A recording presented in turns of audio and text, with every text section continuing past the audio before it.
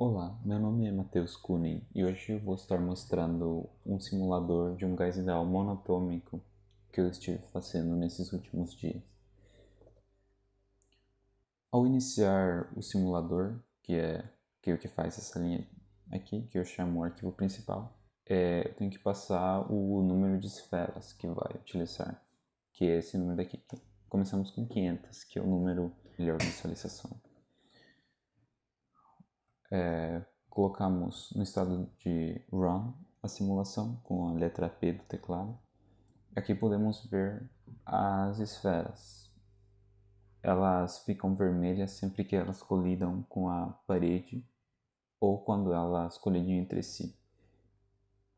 Essa parte daqui foi quase totalmente reutilizada de um projeto anterior meu, que era unicamente sobre colisões inelásticas em 3D, que na verdade basicamente eu só utilizei de novo o algoritmo para fazer a colisão inelástica que é relativamente simples.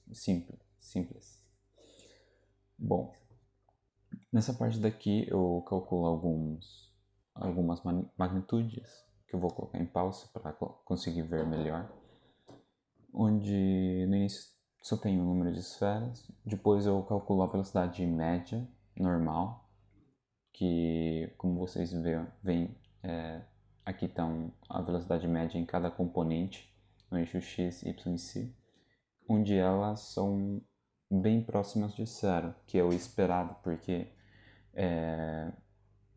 as velocidades praticamente se cancelam nessa parte daqui. E aqui é unicamente o módulo da velocidade média, que é o módulo desse vetor, que eu fiz o módulo desse vetor. Depois tem a velocidade RMS, que é calculada como a média dos quadrados das velocidades, e você tira a raiz disso de novo, e sai a velocidade de RMS. Depois eu calculo a energia cinética em cada eixo e também calculo a energia cinética total e a energia cinética média. Depois eu calculo a pressão ideal ou teórica a partir dos dados iniciais. E também eu calculo a pressão, digamos, calculada, que eu calculo o momento linear transferido pelas esferas quando elas colidem com a parede, que de vez em quando ela fica um valor muito maior ou um valor muito menor, mas na média ela vai ficar perto dessa pressão ideal. Depois eu calculo a temperatura cinética, que é calculada a partir da energia cinética média. E esse valor daqui é o livre caminho médio. Aqui ele está com as suas siglas em inglês, porque livre caminho médio é longo e ficava feio colocar tudo isso aqui, então eu coloquei as siglas em inglês. Depois, essa daqui é a frequência de colisões por unidade de volume ideal, que eu calculo utilizando o livre caminho médio com a frequência de colisões. E depois, esse daqui é o número de colisões, a frequência de colisões por unidade de volume, mas calculada. De novo, esse valor fica variando muito, mas na média ele se aproxima muito no ideal.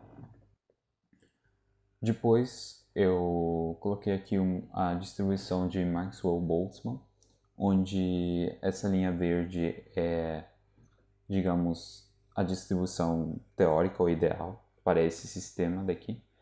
E depois eu coloquei nessa linha preta o histograma das velocidades em relação às bolas. E isso seria tudo do simulador. Ele é relativamente simples, mas eu acho que ele é bem interessante. Inclusive, no início eu fazia o teste de colisão com todas as esferas com todas as esferas. Então ele ficava meio lento. Basicamente eram dois loops, então ele ficava muito lento. Depois eu pesquisei um pouco e encontrei um algoritmo ordenar os corpos em uma coordenada e depois quando a distância nessa coordenada fica maior da distância mínima, eu já consigo eu já sei que o resto vai ficar muito mais longe e eu posso parar aí, o que me permitiu utilizar muito mais corpos. Como dá para ver aqui, com 1000 corpos a simulação ainda está relativamente boa. Inclusive eu posso não desenhar as bolas e ela fica muito boa, na verdade, se eu unicamente estou interessado nesses valores. E é basicamente isso sobre a demonstração. Agora eu vou mostrar um pouco mais do código em si, que na verdade é relativamente simples. Porque que no início eu gero todos os corpos, que eu tenho a opção de gerar eles em uma posição aleatória, ou também eu consigo gerar eles em uma estrutura organizada, que eu utilizava no meu simulador anterior, mas eu achei mais interessante que seja em forma aleatória dessa vez. Depois, essa parte em que ele verifica as colisões entre todos os corpos, que como vocês podem ver aqui, que eu sempre que a distância no eixo X fique maior ou igual que a distância mínima, eu já posso dar um break, porque eu tenho certeza, como eu ordeno todos os corpos pela coordenada X da sua posição, eu sei que a partir daqui todas as distâncias vão ser maiores. E isso ajuda muito. Eu não achava que ia ter tanta diferença, mas no final teve muita diferença.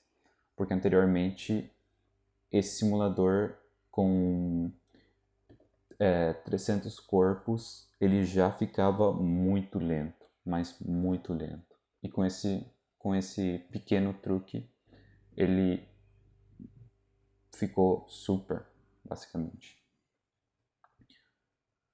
Isso daqui é a parte que eu verifico as colisões e sempre que eu utilizei alguma expressão matemática, eu coloco a referência, exceto de algumas outras, como a velocidade média, que é muito óbvia, ou velocidade RMS. Aí eu não coloco porque eu acho que é muito óbvio, mas as partes das magnitudes eu sempre coloco aqui um link de onde eu tirei essa expressão. Aqui onde eu calculo as magnitudes e basicamente é isso. Para quem quiser, eu vou colocar o link do GitHub do código, do repositório do código, para quem quiser olhar ou quiser executar ele. E é isso. Obrigado por assistir.